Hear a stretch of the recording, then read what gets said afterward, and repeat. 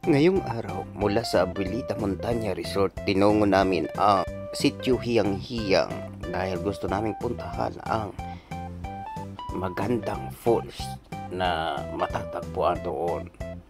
Mula dito sa Abuelita Montana may 8 kilometers papuntang Hiyang Hiyang, and galing ng Hiyang Hiyang proper papuntang Hiyang Hiyang Falls ay maglalakad ka ng isa't kalahating oras. Humigit kumulang isa't kalahating oras. Yan. At konting ingat lang sa paglalakad dito mga idol dahil marami kang madadaanan na bato-bato dito sa umaagos na ilog na yan. Ito mga idol, kung makikita nyo sa video na yan. Yan. Diyan kami naglalakad sa mga bato-bato na yan. Makita nyo ngayon yan ang Hiyang Hiyang Falls kung saan napakaganda ng agos ng tubig. Sobrang lamig ng tubig dito mga idol. Iyon, nag-enjoy kami dyan. Yan, nagbaon lang pala kami dito ng 2 kilong baboy at inihaw namin dito sa lugar na ito. At paalala lang mga idol, ang basura huwag iwanan sa lugar pag pumunta dito. Kailangan kung anong basura na mayroon kayong dinala dito, dadalhin nyo rin pabalik para manatiling malinis ang kapaligiran at ang area na ito mga idol. Yan ang ganda ng falls mga idol, parang ulan na umagos na malakas. Yan, ibang klase dito mga idol, talagang kahanga-hanga talaga ang gawa ng Panginoon.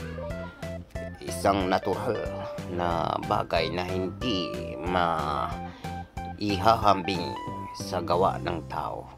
Isang napakaganda talagang akda ang kalikasan. Yan mga idol.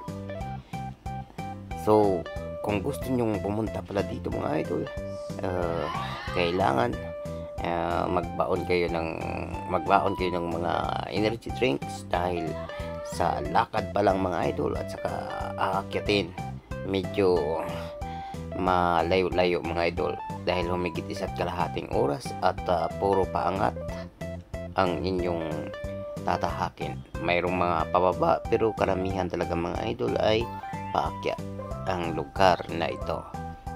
So yan na mga idol, nag-ihaw-ihaw lang kami ng baboy dito at saka nagbaon kami ng kanin.